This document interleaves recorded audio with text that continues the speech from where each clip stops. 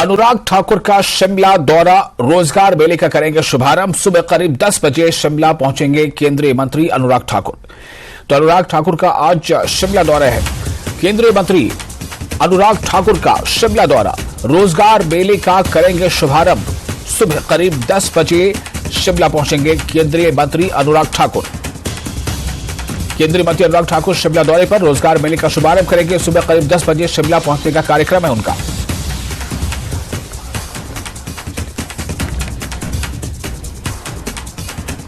और इससे पहले भी रोजगार मेले के कई संस्करण हो चुके हैं और आज भी रोजगार मेले के तहत देश भर में हजारों नियुक्ति पत्र जो है वो वितरित किए जाएंगे और खुद जो जितने भी नियुक्ति पत्र अभ्यर्थी हैं उन्हें प्रधानमंत्री भी संबोधित करेंगे। तो केंद्रीय मंत्री अनुराग ठाकुर शिमला दौरे पर होंगे। आज रोजगार मेले का करेंगे शुभारंभ। सुबह करीब 10 बजे शिमला पहुंचने का उनका कार्यक्रम है।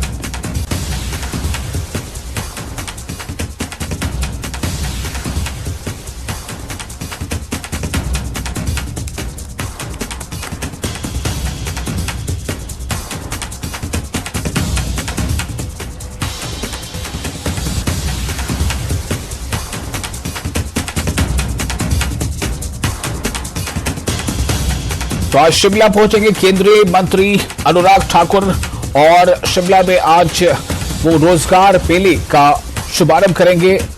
ये एक नया संस्करण, इससे पहले भी रोजगार मेले के कई संस्करण हो चुके हैं। कई बार रोजगार मेले आयोजित किए जा चुके हैं और ऑनलाइन ही नियुक्ति पत्र भी वितरित की गई है। फिर बाद में अपने अपने केंद्रों से जाकर जो जितने अभ्यर्थी उन्होंने नियुक्ति पत्र हासिल किए हैं।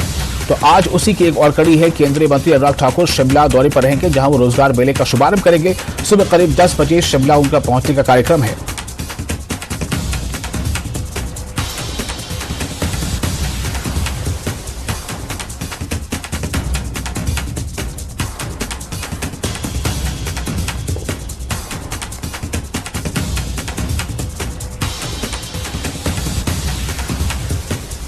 और राजेंद्र जुड़ चुके हमारे साथ, हमारे संवाददाता ज्यादा जानकारी के साथ। राजेंद्र, आज क्या शेड्यूल है केंद्रीय मंत्री अनुराग ठाकुर का और वो कब आएंगे, कहां जाएंगे, और जो रोजगार मेले के तहत जो अभ्यर्थियों को नियुक्ति पत्र वितरित करने का जो कार्यक्रम है वो कहां संपन्न होगा?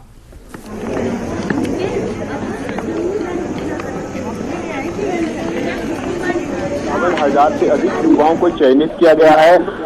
प्रधानमंत्री नरेंद्र मोदी इस पूरे कार्यक्रम की निगरानी कर रहे हैं और इस बार भी कार्यक्रम की निगरानी प्रधानमंत्री नरेंद्र मोदी ही कर रहे हैं। पूरे देश भर के 51,000 युवाओं को, 51,000 से अधिक युवाओं को इसमें चयनित किया गया है। और इसी कड़ी में हिमाचल प्रदेश के जो युवा हैं, जो विभिन्न जिनको रोजगार प्राप्त हो रहे हैं, उनको रोजगार पत्र आज युवा सेवाएं और सूचना प्रसारण मंत्री और खेल मंत्री अनुराग ठाकुर कुछ क्षण में यहाँ पहुंच रहे हैं। करीब अब से कुछ हम कह सकते हैं कुछ मिनटों में पहुंच रहे हैं, क्योंकि जो निर्धारित कार्यक्रम है वो 9:30 बजे का है वहाँ शिमला पहुंचने का। और उसके बाद फिर करीब 10 बजे यहाँ पर अनुराग ठाकुर इस कार्यक्रम स्थल पर पहुंचेंगे और उसके बाद युवाओं को रोजगार पत्र बांटे जाएंगे। पिछले कार्यक्रम का अगर हम जिक्र करें विशाल, तो पिछले कार्यक्रम में भी हिमाचल प्रदेश के 28 युवाओं को रोजगार पत्र बांटे गए थे और पूरे देश में ये कार्यक्रम चला था। और अब तक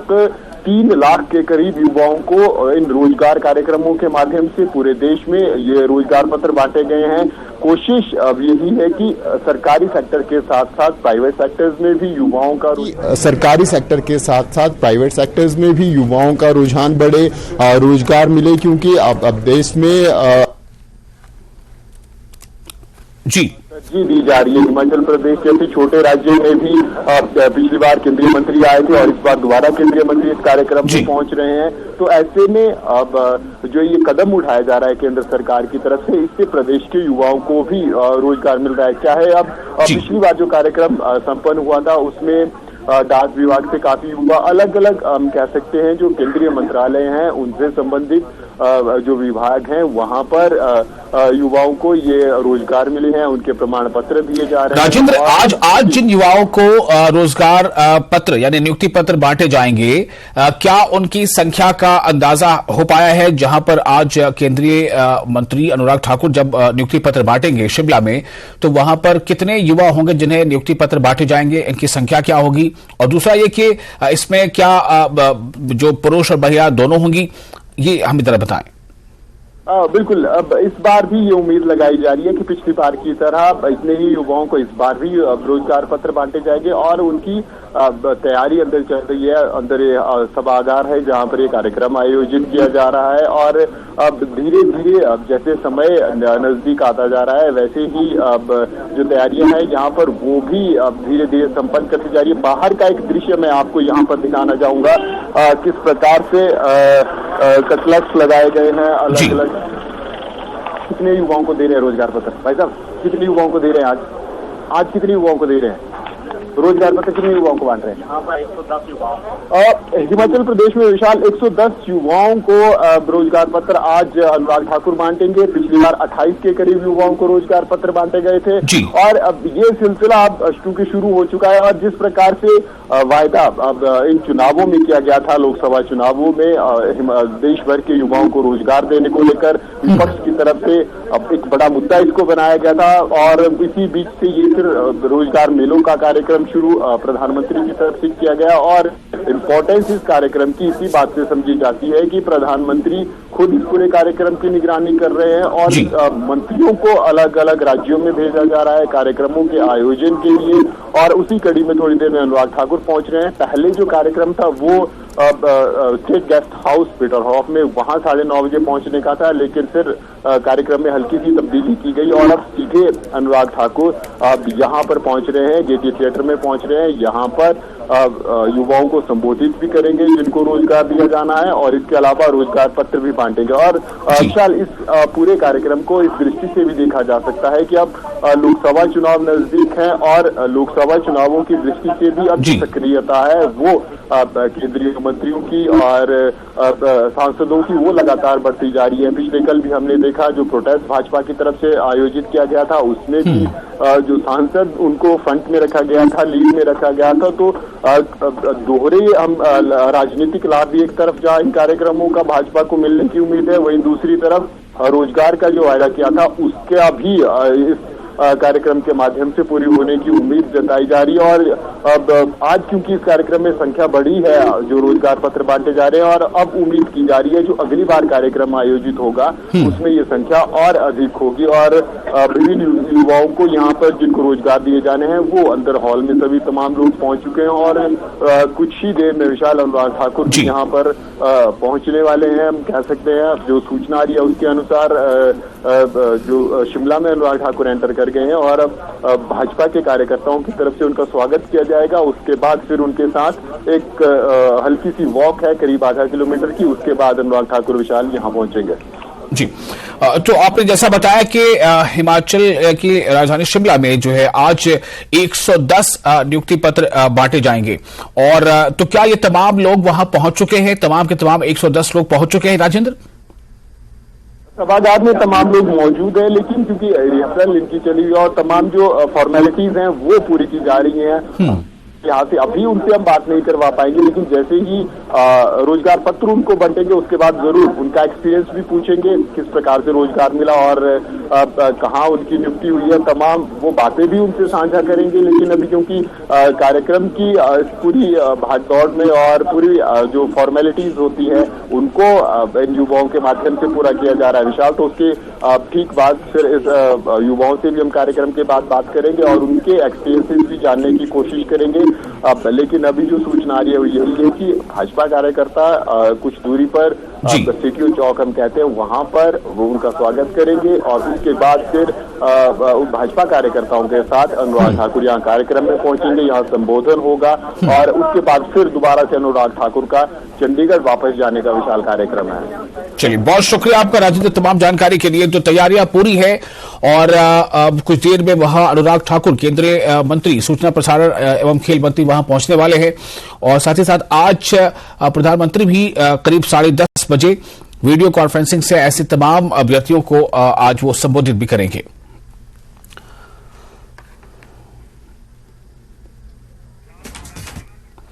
और बढ़ते हैं अगली खबर की तरफ। ऊना से एक बड़ी खबर है, गले के फांस बने मिड डे मील योजना। शिक्षकों के फांस बनी ये योजना, जी हां, शिक्षकों के लिए मिड डे मील योजना गले की फांस की तरह बन गई है।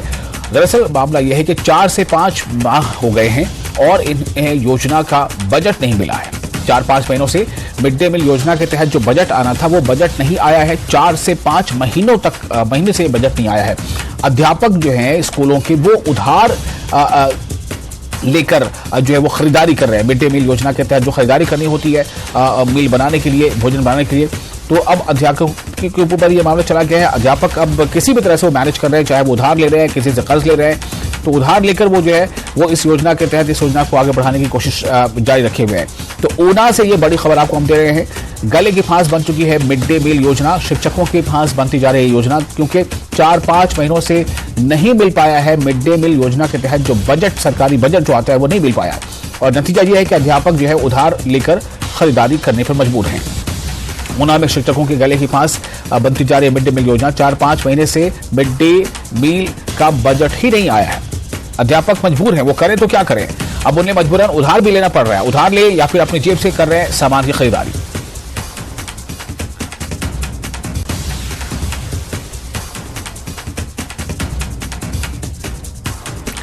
और इस खबर पर हमारे साथ मौजूद है ज्यादा जानकारी देने के लिए अमित शर्मा, हमारे रिपोर्टर।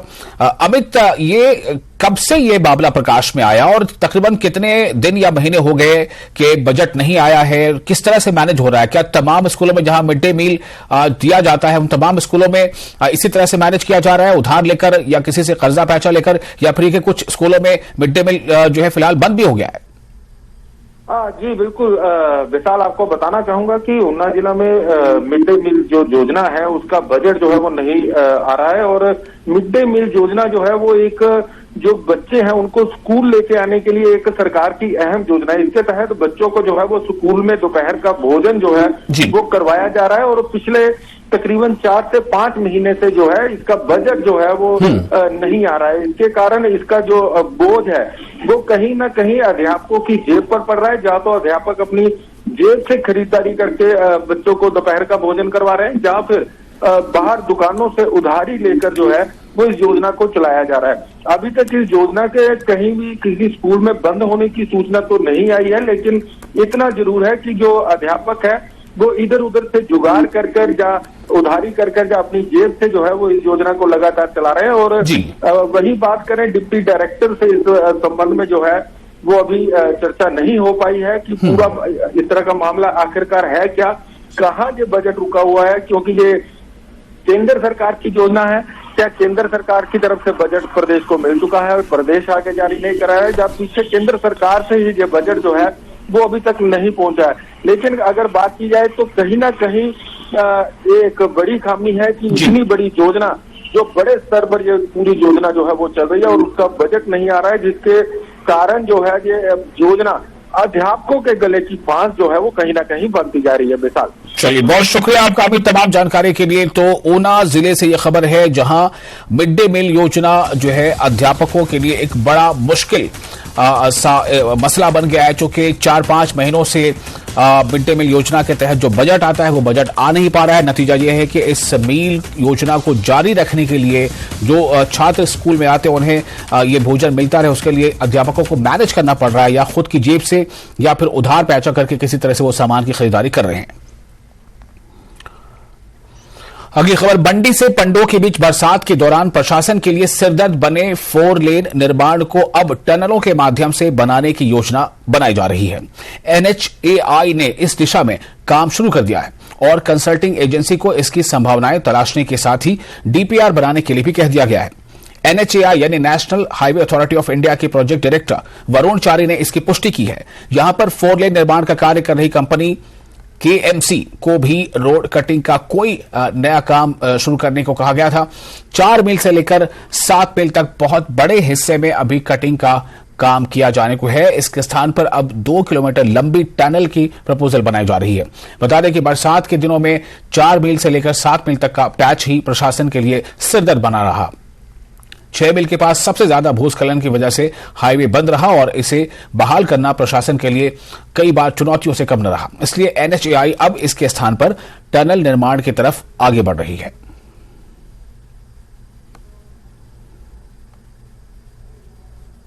मंडी से पंडोह के बीच में लैंडस्लाइड्स भी हुई हैं और मेजर जो यहाँ पे क्लाउड बस्ट के इवेंट हुए हैं। तो क्लाउड बस्ट से आपने देखा होगा कि लैंडस्लाइड से मलबा नहीं आया है, जो मलबा ऊपर से काफ़ी स्लश जैसा मटेरियल जैसे जागर नाला में आया, संभल में आया, 3-4 जगह पे स्लश टाइप का मटेरियल आया था।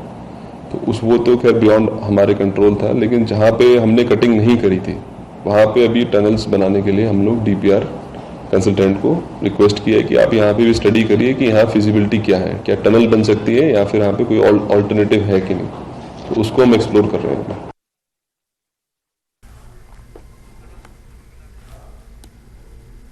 और इस बारे में और ज्यादा जानकारी के लिए हम बात करेंगे अपने रिपोर्टर वीरेंद्र से। अभी हमारे साथ वो जुड़ने वाले हैं। फिलहाल आपको एक बार फिर से हम ये बता दें कि दरअसल खबर है क्या, ये जो मामला है वो काफी NHI में जिस तरह से काम चल रहा है 4 लेन का, उसको लेकर ये मामला है जो काफी मुश्किल मसला बनता जा रहा है। मंडी से पंडोह के बीच बरसात के दौरान प्रशासन के लिए सिरदर्द बन गया। 4 लेन निर्माण को अब टनलों के माध्यम से बनाने की योजना बनाई जा रही है।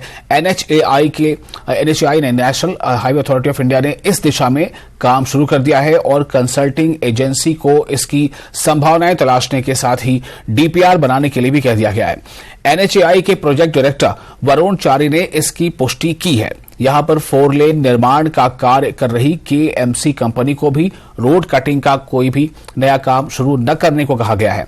4 मील से लेकर 7 मील तक बहुत बड़े हिस्से में अभी कटिंग का कार्य किया जाने को है, बाकी है। इसकी जगह पर अब 2 किलोमीटर लंबी टनल की प्रपोजल बनाई जा रही है। बता दें कि बरसात के दिनों में 4 मील से लेकर 7 मील तक का पैच ही प्रशासन के लिए सिरदर्द बना रहा। 6 मील के पास सबसे ज्यादा भूस्खलन के कारण हाईवे बंद रहा और इसे बहाल करना प्रशासन के लिए बार बार चुनौती रहा। हमारे साथ इस वक्त फोन लाइन पर जुड़ चुके हैं वीरेंद्र, ये जानना चाहूंगा कि ये क्यों चुनौती बन गया ये पूरा ये जो कार्य है, और अब जो टनल की योजना बनाई जा रही है उससे क्या फर्क पड़ेगा? देखिए, मंडी से पंडोह के बीच के अगर हम 4 लेन के निर्माण कार्य की बात करें तो जो 4 मील से लेकर जो 7 मील तक का एरिया है, वहां पर इस बार बरसात के मौसम में इतना ज्यादा लैंडस्लाइड हुआ है, इतना ज्यादा भूस्खलन वहां पर हुआ है कि बार बार हाईवे जो है वो लगातार बंद रहा और कई दिनों तक बंद रहा। और इस कारण जो है वो पूरा का पूरा यातायात, कुल्लू मनाली का जो संपर्क था वो पूरी तरीके से कट गया। बड़े वाहन जो है वो बड़े दिनों तक फंसे रहे और उसके बाद जब फ्लैश फ्लड यहाँ पर आए तो वो बड़े वाहन जो उसकी चपेट में आए, बहुत ज्यादा नुकसान हुआ। तो अब यहाँ पर जो है वो इस प्रकार से भौगोलिक परिस्थिति को देखते हुए एक सर्वे जो है वो करवाया जा रहा है, जो इनकी कंसल्टिंग एजेंसी है NHAI की, उनके माध्यम से एक सर्वे करवाया जा रहा है। और यहाँ पर टनल की जो संभावना है उन्हें तलाशने की जो है वो कोशिश की जा रही है कि हो सकता है कि अब पहाड़ों को और ज्यादा ना काटा जाए और टनल के माध्यम से यहाँ से जो है वो सड़क बनाई जाए। इस दिशा में जो है वो NHAI आगे बढ़ रही है। तो इसलिए एक जो 2 किलोमीटर की यहाँ पर टनल बननी है जो शायद 4 मील से लेकर 7 मील तक बनेगी, क्योंकि अगर 7 मील से लेकर पंडोह तक की बात करें विशाल, तो वहां पर जो है वो 4 लेन बन चुका है। और 4 मील से पहले अगर हम मंडी की तरफ को बात करें तो वहां पर भी 4 लेन बन चुका है, वहां पर कटिंग भी हो चुकी है, 4 लेन बन भी चुका है। लेकिन ये जो बीच का पैच बचता है, ये पैच बहुत मुश्किल वहां जो है होने वाला है। तो जो NHAI के प्रोजेक्ट डायरेक्टर वरुण चारी से जब हमारी बातचीत हुई है तो उन्होंने हमें बताया कि टनल जो है वो सिर्फ एक टनल बनेगी। मौजूदा जो हाईवे है, एक तरफ से हाईवे जो है वो 4 लेन के रूप में यूज होगा और एक तरफ से जो वो टनल का जो निर्माण कार्य है वो किया जाएगा। और अगर हम दूसरी तरफ से बात करें तो कीरतपुर से मनाली तक का जो पूरा का पूरा 4 लेन जो ये बन रहा है, इस प्रोजेक्ट में सबसे अच्छी और सबसे खासियत इस प्रोजेक्ट की सुंदरता यही है कि इसमें 28 टनलें बनी हुई है विशाल, जो 28 टनलों के माध्यम से ये पूरा का पूरा 4 लेन प्रोजेक्ट बना है। पहाड़ों को जो है वो कम काटने के मंशा से इसमें टनल निर्माण जो है उसको ज्यादा प्राथमिकता दी गई है। तो अब दोबारा से यहाँ पर जब इस प्रकार की परिस्थिति जो है उत्पन्न हुई है तो उसके बावजूद अब NHAI यहाँ पर भी एक टनल की जो है वो संभावना तलाशने के प्रयास कर रही है। उसके लिए जो कंसल्टिंग एजेंसी है वो DPR जो है बनाने का काम कर रही है। जी विशाल, चलिए बहुत शुक्रिया आपका वीरेंद्र तमाम जानकारी के लिए। तो ये खबर जो है इससे थोड़ी जो अब जो स्ट्रैटेजी में ये बदलाव है कि मंडी से पंडोह के बीच बरसात के दौरान प्रशासन के लिए सिरदर्द बना ये 4 लेन, तो उसे किस तरह से अब टनल के माध्यम से ऐसे बनाने की योजना पर अभी गौर फिक्र हो रहा है, इस पर काम चल रहा है। तो ये देखना काफी अहम होगा कि ये कितना जो है कारगर साबित होगा और क्या ये वाकई जो सोचा गया है, जिसका DPR बनाने को कहा गया है, क्या वो एक जो है अपना प्रारूप ले लेगा और फिर उसके बाद इस तरह के काम में कोई रुकावट पैदा नहीं होगी। ये भी एक बातें कुछ जो है भविष्य में देखने लायक होंगी।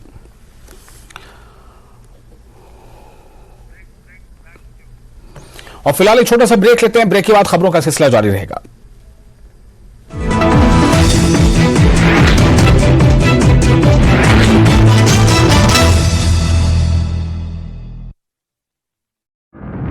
नामांकित स्नातकोत्तर छात्रों के लिए सरदार पटेल यूनिवर्सिटी में आज से 6 दिवसीय दीक्षारंभ छात्र प्रेरणा कार्यक्रम की शुरुआत हो गई है। एक दिन पहले से ही कार्यक्रम का शुभारंभ नगर निगम मंडी के आयुक्त एच.एस. राणा ने भी प्रज्वलित करके किया है।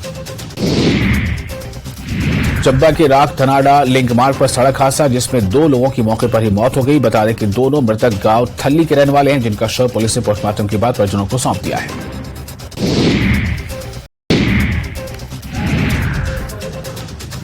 बंदूक उठाकर लोगों को मरवाने वाले राजभवन के करीब एनसी नायब सदर उमर अब्दुल्ला ने लगाया इल्जाम। कहा, उन लोगों को कौम से माफी मांगनी चाहिए। अमरीकी सदर को खुश करने के लिए दी कश्मीरी मेवा काश्तकारों की कुर्बानी।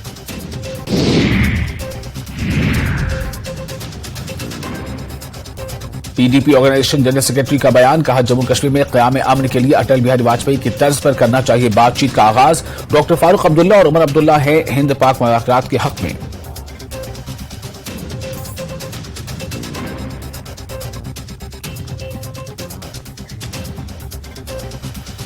हिमाचल विधानसभा मानसून सत्र का आज चौथा दिन। सदन में सत्ता पक्ष और विपक्ष में जबरदस्त हंगामा देखने को मिला था। एक दिन कबल ही डिप्टी सीएम मुकेश अग्निहोत्री ने प्रस्तुत किया था श्वेत पत्र। दूसरी बार विपक्ष ने किया वॉकआउट।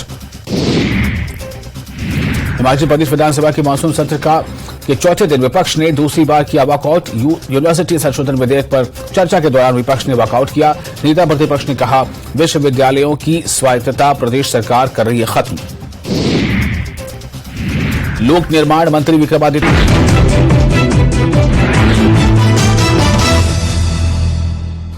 ब्रेक के बाद एक बार फिर आपका स्वागत है न्यूज़ 18 JKLH पर। आप देख रहे हैं नमस्ते हिमाचल। नॉर्थ जोनल काउंसिल की बैठक आज। बैठक की अध्यक्षता अमित शाह करेंगे। जम्मू कश्मीर के LG मनोज सिन्हा हिस्सा लेंगे। बैठक में लद्दाख के LG BD मिश्रा भी हिस्सा लेंगे। हिमाचल प्रदेश के मुख्यमंत्री सुक्खू भी इसमें शामिल होंगे। तो ये एक अहम खबर है। नॉर्थ जोनल काउंसिल की बैठक आज है। बैठक की अध्यक्षता अमित शाह करेंगे। जम्मू कश्मीर के LG मनोज सिन्हा इस पे हिस्सा लेंगे। साथ ही बैठक में लद्दाख के LG BD मिश्रा भी हिस्सा लेंगे। हिमाचल प्रदेश के मुख्यमंत्री सुखविंदर सिंह सुक्खू भी इस बैठक में शामिल होंगे।